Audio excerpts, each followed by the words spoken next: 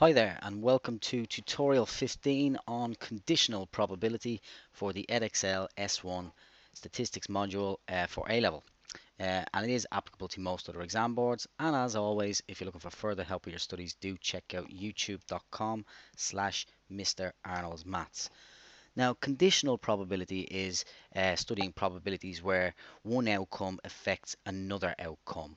So, for example, if you had a deck of cards, 52 cards, the probability of choosing a ace is 4 out of 52.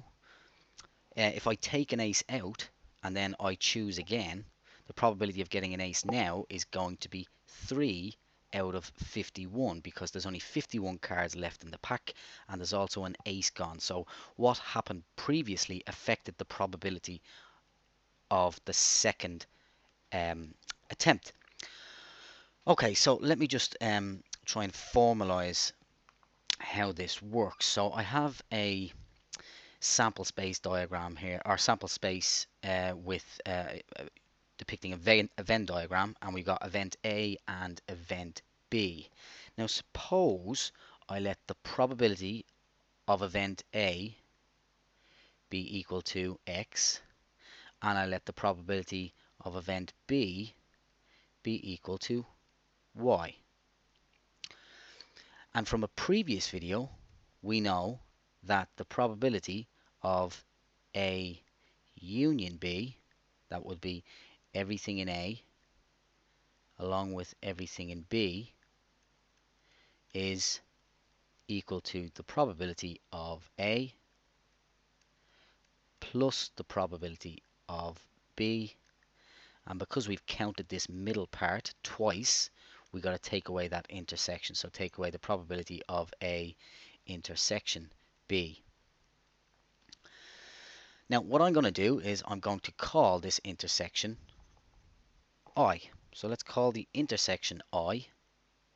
So if the intersection is I, then this space here, what's left for A, must be X minus I.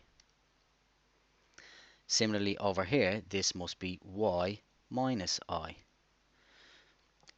Just to explain what's going on here, if I look at A as a whole, so let's look at the circle with A. If I add those two probabilities, X minus I plus I gives me X, which is what the probability of A actually is. And similarly for B. So, something we're told is that the probability of B happening given A happens, and that's the notation we use. So the probability of B, and we use a straight line, probability of B given A happens equals the probability of B intersection A divided by the probability of A. So basically what's happening here is the sample space is being shrunk. So what I'm saying is if A happens, what's the probability of B intersection A happening? So if I was to do it like that, the probability of A happening is X, and the probability of B intersection A is I. So we get I over X. So we're shrinking the sample space down to A. So that becomes our denominator. And the numerator is the bit we're interested in, B intersection A. Now this is important for a few reasons. One of them is the multiplication rule for probability. So we're going to write that down as well. So if we look at this formula here, which is given in the formula book, so you don't need to worry about learning this one, I can cross multiply. So if I multiply both sides by the probability of A, to get the probability of B intersection A, that's going to equal the probability of B given A multiplied by the probability of A. So if I'm cross multiplying, I'm multiplying both sides by the probability of A. So I get probability of B given A times by the probability of A equals the probability of B intersection A. And this notation can be swapped around, so we could also say similarly that the probability of A given B is equal to the probability of A intersection B divided by the probability of B. So again, what's happening is we're shrinking our sample space down to this, to B. So it would be, well, the probability of B is Y, and the probability of A intersection B is I. Okay, so we got a little bit of notation there. Hopefully some examples will really clear up any confusion that you may have at this stage. So let's take a look. So I have, I'm told that the probability of A is 0.3, the probability of B is 0.8, and the probability of A complement intersection B complement is 0. So, first thing I want to do is try and fill in as much of my Venn diagram as possible. So I know that this is 0, and I also know that A is 0.3 and B is 0.8, but I want this intersection. So if I add the probabilities, so I'm going to add the probability of A and the probability of B, that gives me a total of 1.1. But if you remember from a previous video,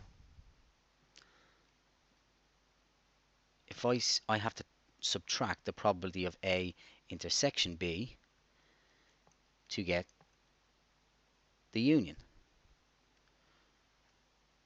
of A and B. Why? Because something has been counted twice. So that gives me 1.1.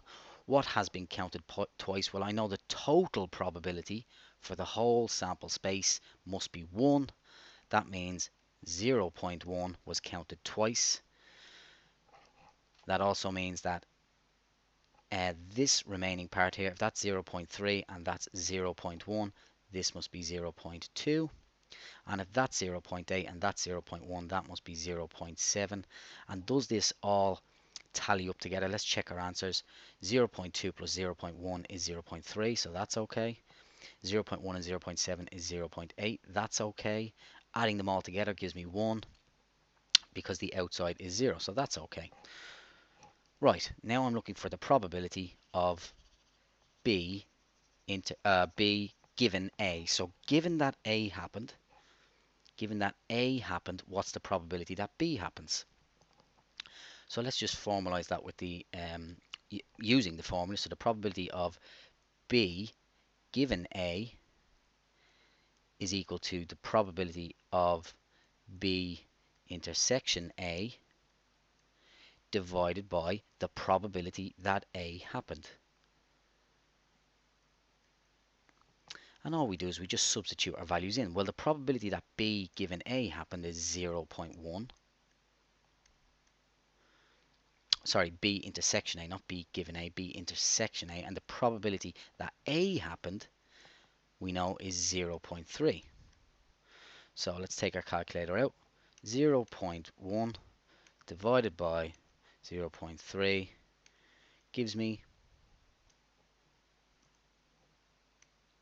0.333. So we get 1/3.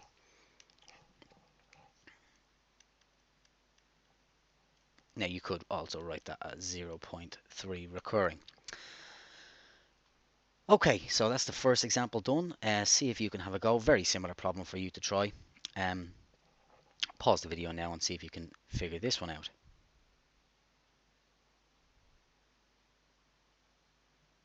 Okie doke, hopefully you've had a go.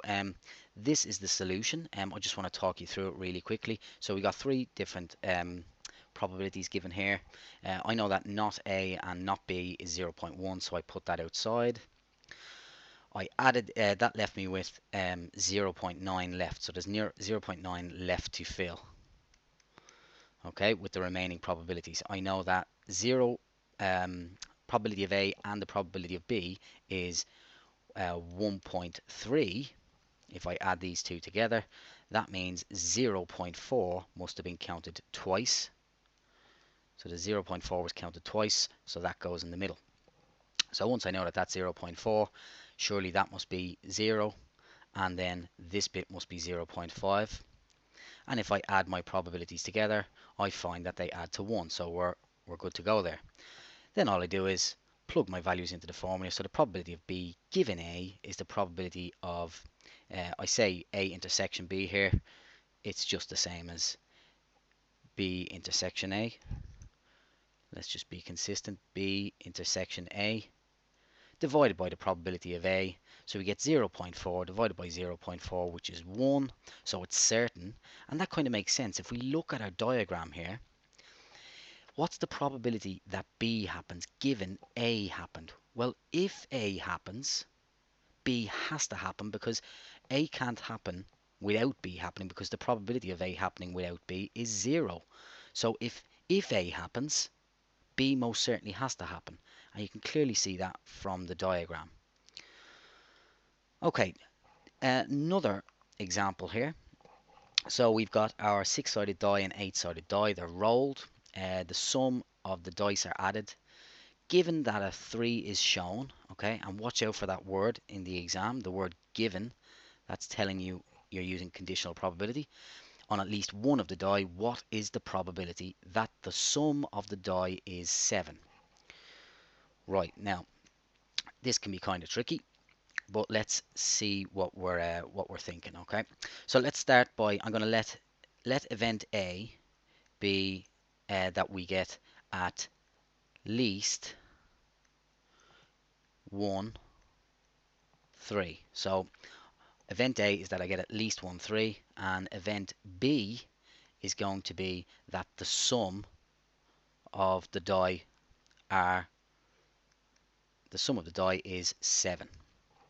Okay, so I want to know what the probability of getting a 7, so the probability of B given that A has happened, yeah? I want to know what the probability of a sum being 7 given that the 3 has been shown. Now, remembering our formula, that's equal to the probability that B intersection A occurs divided by the probability that A occurs. Okay, so the second part of these conditional probabilities is the denominator part. Okay, so let's see if we can think about this. I want to know what's the probability of B and A happening. So I'm getting at least a 3 and I get a 7. So let's have a look at this. If I go to my sample space diagram, so I need at least a 3 and a sum of 7. So I get a 3 here and a sum of 7. That's one way it can happen. And a 3 here and a sum of 7. So that works. And what is the probability of this happening? Well, there's 2 choices. There are 48 choices altogether. So 2 ways out of the total of 48. And I'm going to divide that.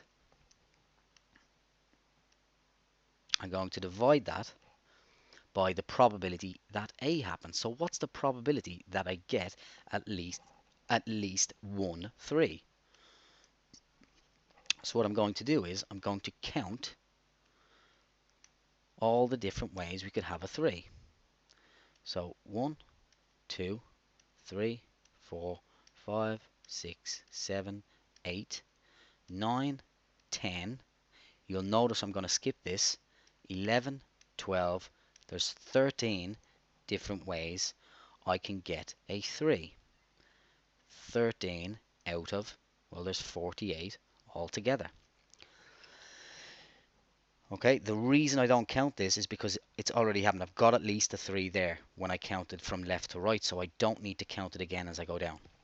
So do be mindful of that. And when I simplify that fraction, I find out that it's 2 out of 13. Okay, so you can plug that into your calculator if you like. Let's just show you what it looks like. So I'll do 2 over 48 over 13 over 48,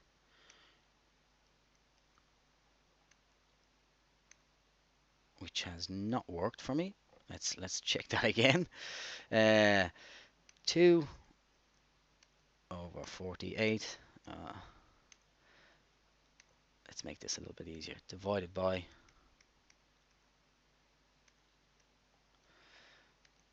by 13 over 48 gives me 2 over 13, which is what I wanted. Don't know what happened with the calculator that time. Not to worry. Right, so that's one way of looking at this problem. So you can kind of sound it out using the formula and go from there. But another way is to think about it like a shrunken sample size. So that's method 1. Let's have a look at method 2. So I'll just clear this off so we can think about it from another perspective. So a second method. So I want the probability of B happening given A happens. So if A happens, that means I get at least a 3. Let me show you the new sample space. So I need to get a 3. What are the ways I can get a 3? They're all 3s.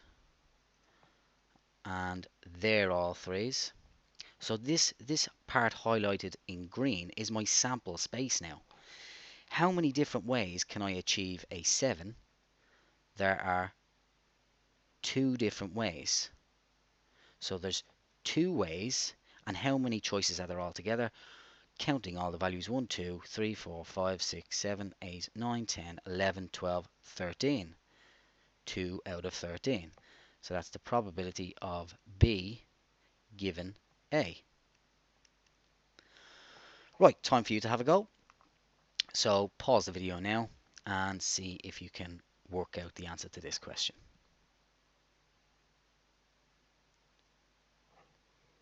Okay, hopefully you've had a go at that. Here is the solution now. So again, I let A be the event we get at least 1, 6. B is the event that we get a sum of 13. I set out the formula like before. Probability of A intersection B is 1 out of 48. So what's the probability that I get a 6 and a sum of 13? And if you look at the diagram, we can see here I get a 6 and a 13. There's only one way out of 48. The probability that I get at least 1 6, well, we have, let's use a different color for this, or let's get the highlighter out for this. 1, 2, 3, 4, 5, 6, 7, 8, 9, 10, 11, 12, 13. So there's 13 ways of getting a 6 out of 48.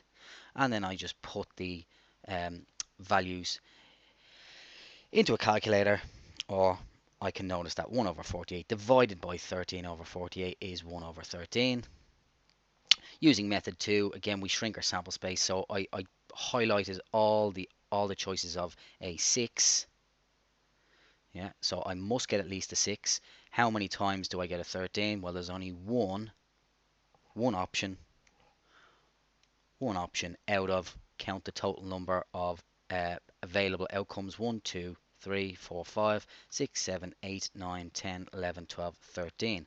1 out of 13. And again, you'll notice I did not count this twice. That's simply one outcome. Okay, let's move along. So suppose now I'm giving these probabilities and I'm asked to find the probability of B given A naught intersection B naught, and A naught intersection B. Or not A, should I say.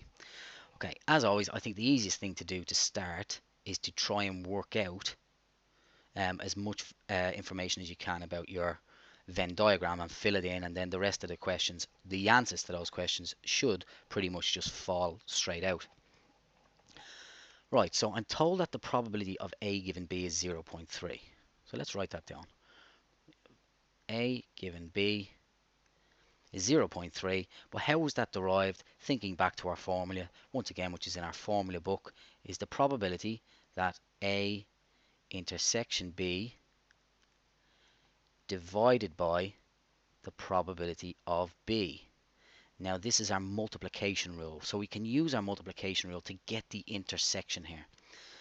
If I cross multiply, so I'm going to multiply both sides of this little equation here, or this formula, by the probability of B, I get the probability of A given B multiplied by the probability of B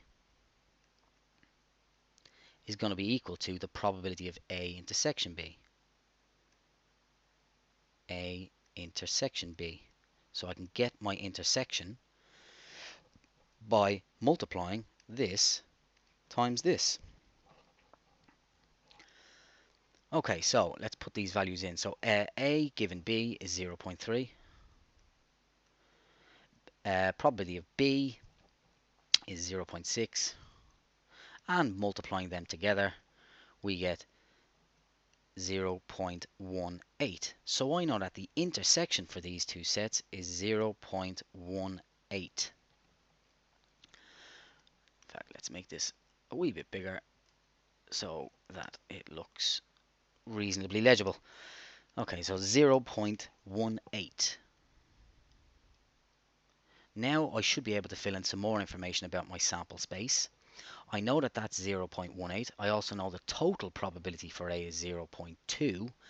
That means that this part here must be 0.02, because if I add these together, I get 0.2. If I want to get B, again a similar thing. I know that's 0.6.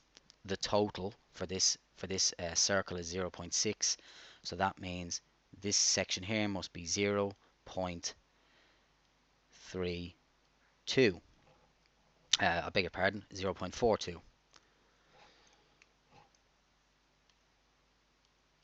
So now that we know this information, I should be able to work out what's outside the sample space as well. So I'm going to add these three together. So 0.02 plus 0.18 plus 0.42.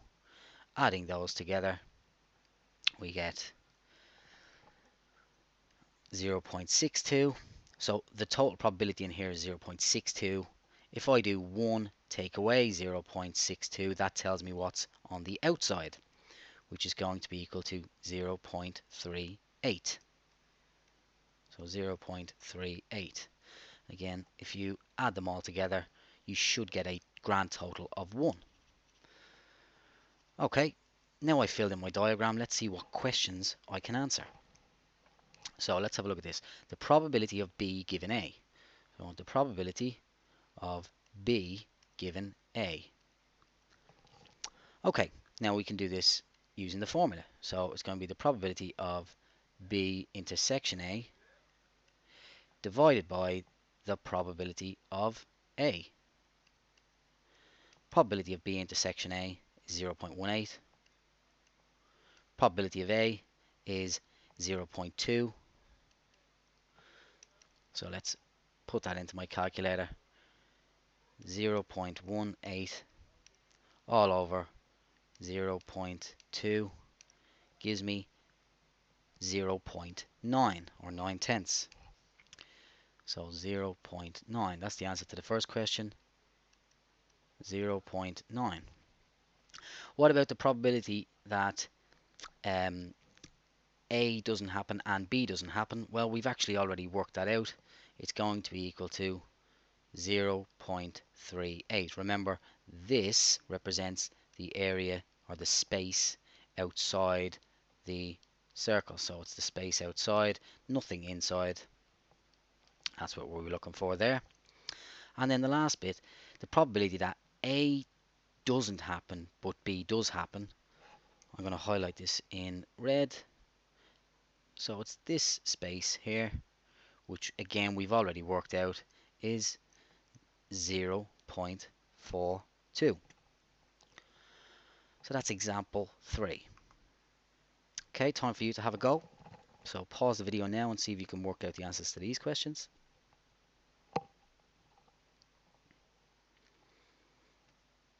Okay, here we go with the solutions now. Right, so let me just break this down as quickly as I can. I'll make this a wee bit bigger again.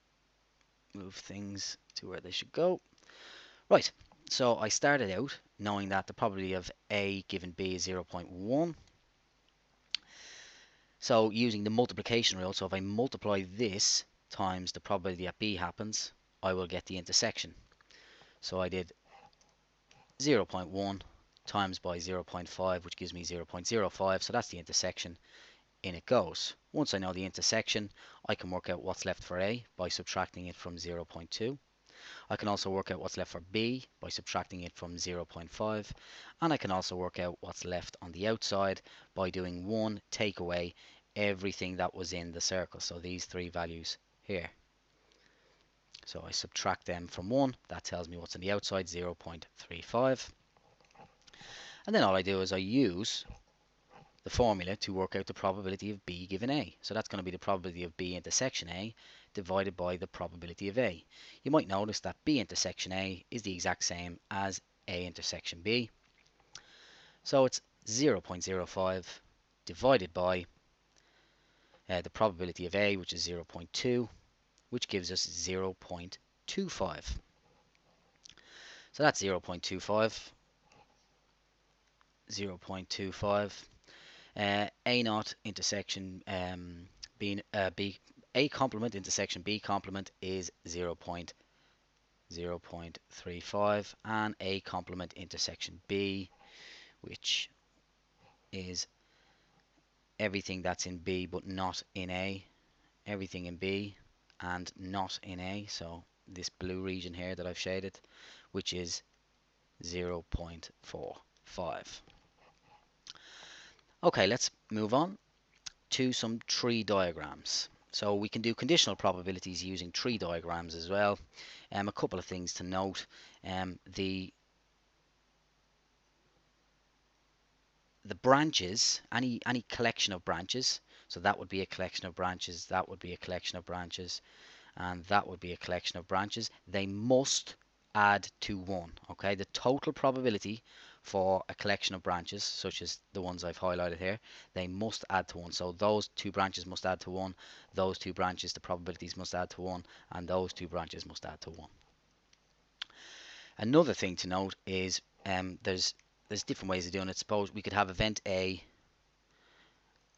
and A not happening, and then event B, B not happening, B and B not happening. So that's one way of depicting a tree diagram. We can also have other events, so you could have well, I think it's best that we just have a look at the example. So let's take a look at an example. I think it'll be a lot clearer. Right, so we're told that doctors claim that a flu shot reduces the chances of infection from 40% to 10%. If 45% of people in a clinic have the vaccine, find the probability that a person chosen at random, A, gets the flu, and B, has a shot given they got the flu. So here's our conditional probability. So one way to do this is to draw a tree diagram. So basically what's going to happen is somebody is either going to get they're going to get a flu shot. So I'm going to write S for shot, or let's write shot. They're going to get a shot, or they don't get a shot, so no shot, no flu shot. And then what will happen is they'll either get the flu or they won't get the flu. They'll either get the flu or they won't get the flu.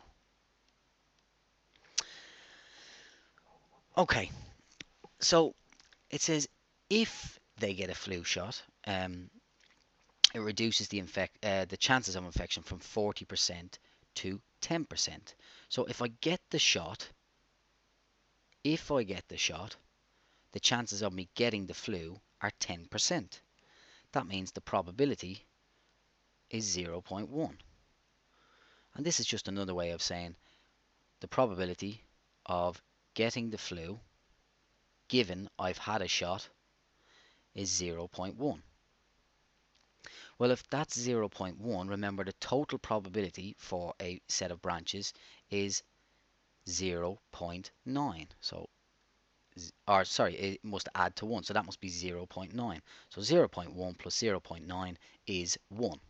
And this is just another way of saying, well, this is the probability of me um, not getting the flu, I'll write as F complement, given I've had a shot.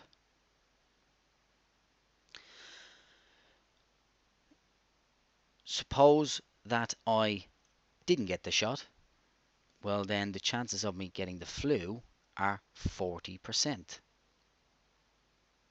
So 40%, I have a 40% chance of getting the flu, so that will be 0.4. So that's the probability I get the flu if I don't have a shot. And that's another way of saying the probability that I get the flu given I had no shot. Let me write that as S. Probability that I get the flu given that I had no shot. And again, remembering a collection of branches. Sometimes you might have three, but we've only two branches here. Two branches must add to one the total probability. So if that's 0.4, this must be 0.6. And this is the probability that I don't get the flu. So F complement given that I didn't have a shot. S complement. Okay, so that's the first part formulated. It also tells me now, it says 45% of people in a clinic have the vaccine. So the probability that I choose somebody at random that had the shot is 45% or 0.45. So this is the probability of getting a shot. Then the rest must be 0.55 or the probability of S complement. Okay, part A. What is the probability that somebody gets the flu? Well, something that you may remember from GCSE is that to work out the total probabilities at the end of these branches, you just multiply along, and when you're going down, you add the branches. So if I do 0.45 times 0.1, I get 0.045. 0.45 times 0.9, I'm going to take my calculator out because I don't want any silly errors here. 0.45 multiplied by 0.9 gives me 0.405. So 0.405. Doing a similar thing along here. So 0.55 by 0.4. 0.55 multiplied by 0.4 is 0.22. And then 0.55 by 0.6. So 0.55 multiplied by 0.6 is 33. 0.33. 0.33. One way to check to make sure that you're right is to actually add up these probabilities. I hope this works for me. So I'm going to add up these green probabilities that I got by multiplying across the branches. And they should add up to 1 as well. So 0.045 plus 0.405 plus 0.22 plus 0.33. Lo and behold, it is 1. So I'm fairly certain I've done this correctly so far. What's the probability that somebody gets the flu? Well, how could that happen? Well, let's think about it like this. I want to know the total probability of somebody getting the flu, which is basically going to happen by somebody gets the shot and then gets the flu, or they don't get the shot but they still get the flu. And I said the word or there. You may remember that from probability gone by. The or rule of probability, you add the probabilities. So what's the chances that I get a shot? So I get the shot and then I get the flu. Well, that's 0.045 plus that I don't take the shot but I still get the flu. That's 0.22. So that means the probability of getting the flu is going to be given by 0.265. So I just added these together. So that's the chances that I get the flu. Now I want to know what is the probability that I had the shot given I got the flu. So I now want to know what's the probability that I've had the shot given I got the flu. Well, how does that come about? Thinking from the formula gone by, it's going to be the probability that I've had the shot and had the flu divided by the probability that I've had the flu. And the probability that I've had the shot and had the flu is 0.045, comes from here, divided by the probability that I've had the flu, which we've worked out already, is 0.265. So let's get the calculator out to do this. 0.045 over 0.265 gives me 0.19 or 16981. What's it right like? 9 over 53 works for me. I think that's better. Let's leave it as 9 over 53. So 9 over 53. Okay, let's keep going now. Okay, so next example, a bag contains 7 blue counters and 8 red counters. A counter is taken from the bag at random and recorded. It is not replaced. A second counter is then taken and its colour recorded. Find the probability that one bead is red and the other is blue. I say bead, I mean counter. A little bit of a typo there, but and the second one, given that a red counter is chosen first, the other is blue. So let's have a look at what can happen here. So I'm going to choose a counter, and the bag contains blue counters and red counters. So I can choose a blue and get a red, or a red, and then I could pick a blue out a second time, or a red, blue, or a red.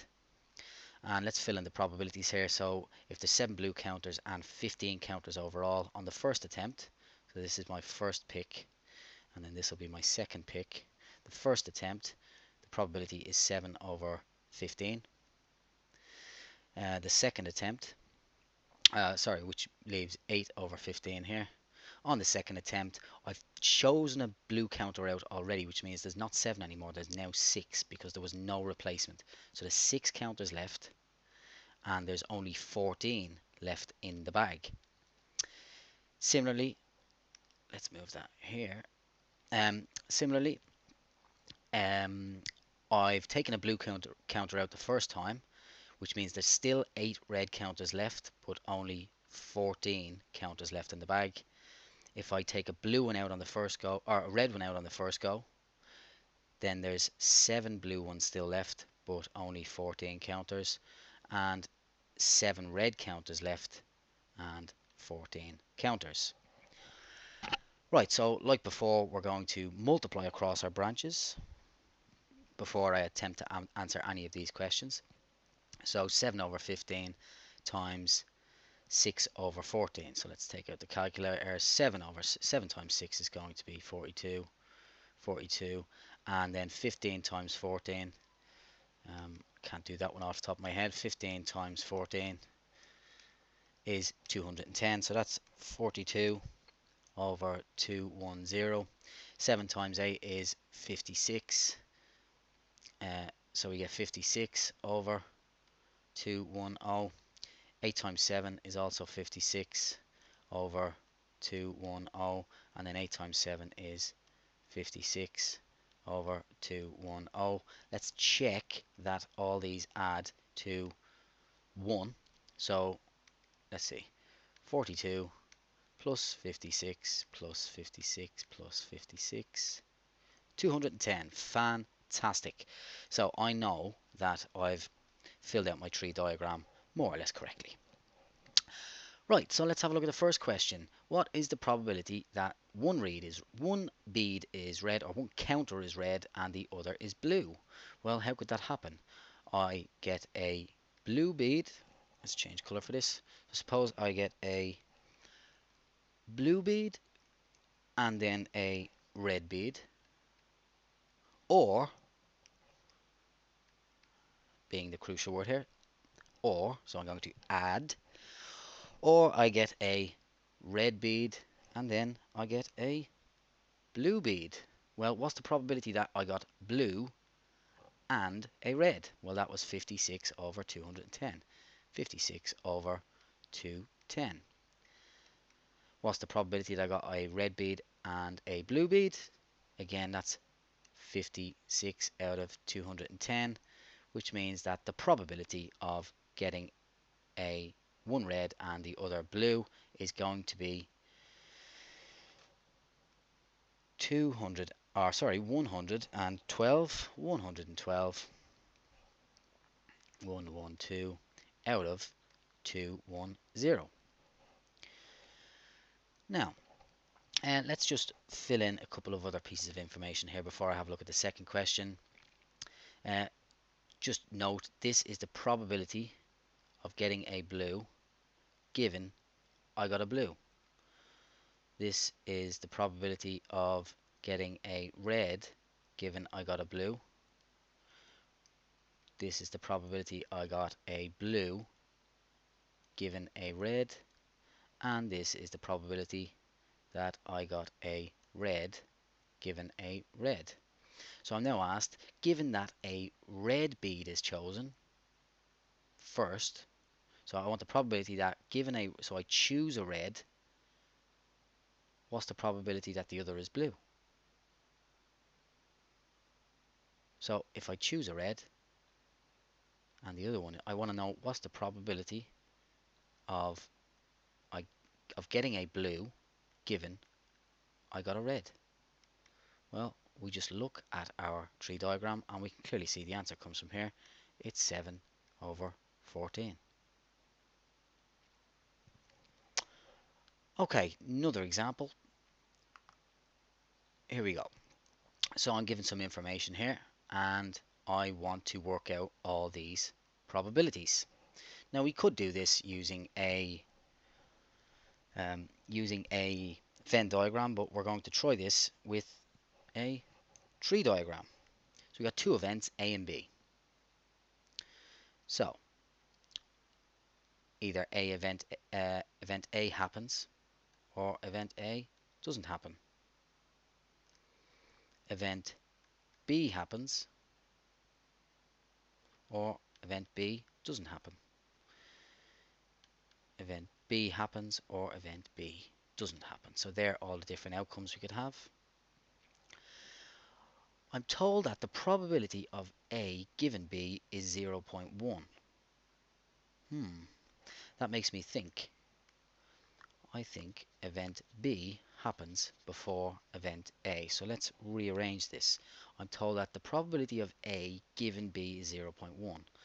So if B happens, the probability that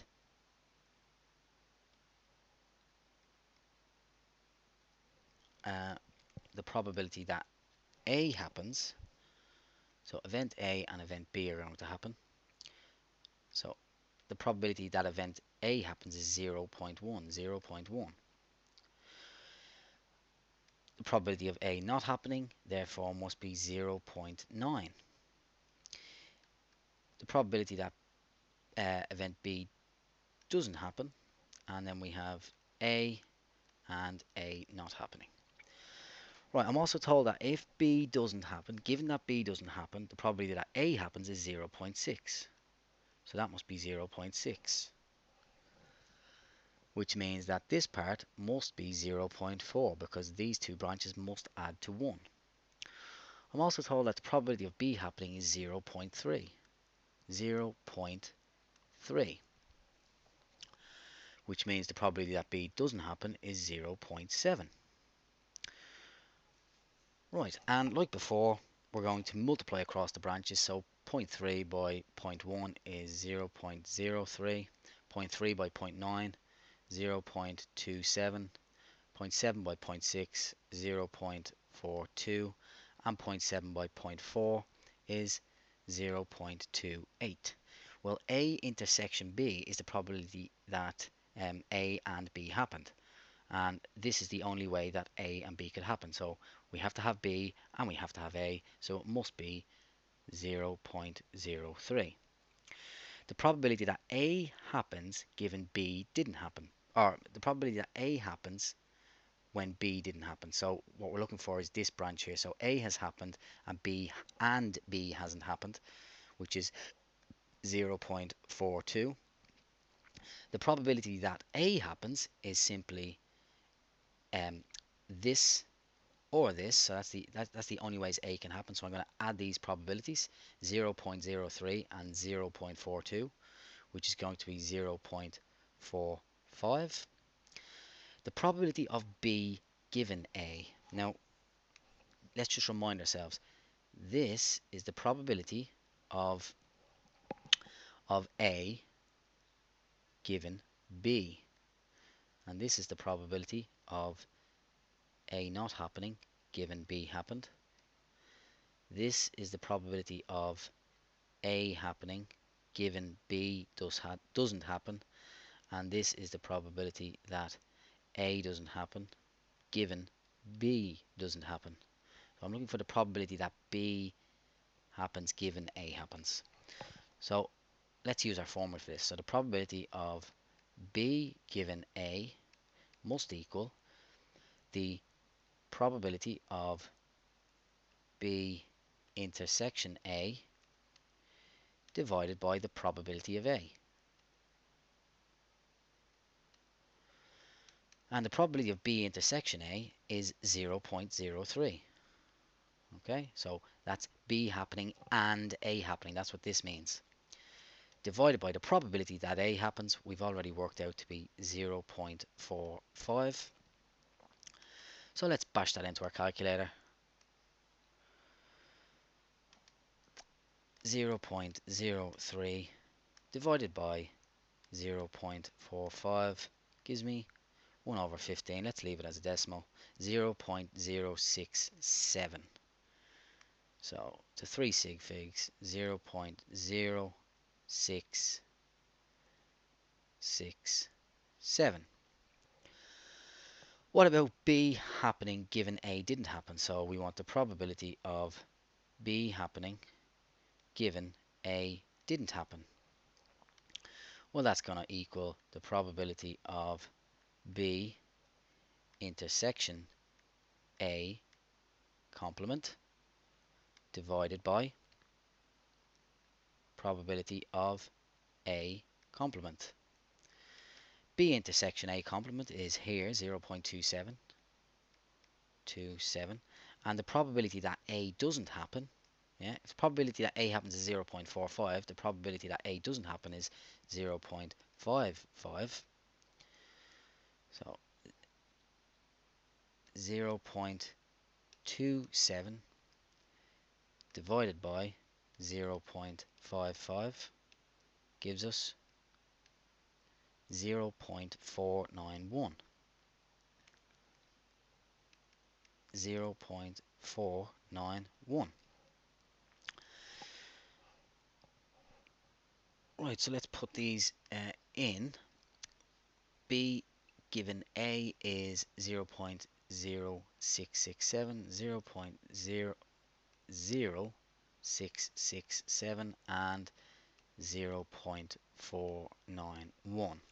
Now, I had planned on ending the video there, but I think I want to try this problem again using some Venn diagrams, just to show you how they compare. So I'm hopeful that we end up with the same answers, but you never know. So let's take all this out, and I'll get rid of my tree diagram. Okay, let's get rid of this, and I'm going to pinch a Venn diagram from somewhere. Let me see. Let's pinch this one. This looks good. Right, so back to this question. Right, so I'm going to use the information on top to fill in my Venn diagram. Right,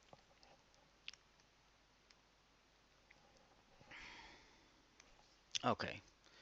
Probability of A given B equals 0.1. And remember, the probability of A given B comes from the probability of A intersection B divided by the probability of B. So if I want to get the intersection, I'm going to multiply. So I'm going to do, I want to get A intersection B. I'm going to multiply that by, I beg your pardon, I'm not going to multiply that by anything because that's what I want. I'm going to multiply the probability that A given B, and I'm going to multiply that by probability of B. Okay, so that's going to be 0.1 multiplied by 0.3, and when we do that we get 0.03. Fantastic. So this is 0.03. Well, I know do I know the probability of A? I don't know that yet, but I do know that the probability of B is 0.3, which means that this must be 0.27. I know that the probability of A given B doesn't happen is 0.6. So let's see if we can work this out. So if the probability that B happens is 0.3, that means that the probability that B doesn't happen must be equal to 0.7. So to get, can I get A out of this? Let's see. Probability of A intersection B complement, or A given B complement, must equal the probability of A intersection B complement divided by the probability of B complement. So cross multiplying to get the probability of A intersection B complement must equal probability of A intersection B complement multiplied by the probability that of B complement. So this is 0.6, B is 0.7. Multiplying them together we get 0.42. Okay, so I know that that's 0.42. And remember, that's in A but not in B. In A but not in B. So everything in A but not in B is going to be 0.42, adding that to the diagram. Then I can work out the probability of A quite simply by adding these together. That gives me 0.45. What about the probability of B given A? So the probability of B given A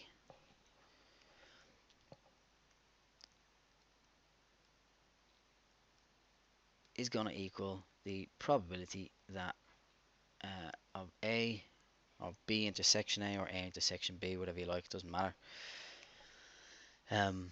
B intersection A divided by the probability of A. Well, that's going to be 0.03 divided by the probability of A, which is 0.45. Let's take out the calculator. 0.03 divided by 0.45 is 1 over 15, which is 0.0666667, which matches up with that. This is looking fantastic. One more to go. Probability of B given A doesn't happen. So let's write that down. Probability of B given A doesn't happen must equal the probability of B intersection A complement divided by the probability of A complement. Well, B intersection A complement is this part here, 0.27. Probability of A complement, let's have a look, where does that come from? Well, I know the probability of A is 0.45, that means the probability of A complement must equal 0.55, and if we plug that into the calculator, I am hopeful, 0.27 over 0.55 gives us 0.491 to 3 significant figures. So 0.491. Absolutely brilliant. Okay, that was quite a long video, I do know, but it can be a tricky topic to get your head around. Hopefully now you're able to have a go at these questions from exercise 5D and 5E. Hopefully you enjoyed the video. Thanks a lot for listening. I'll talk to you again sometime, and best of luck with the revision. Take it easy.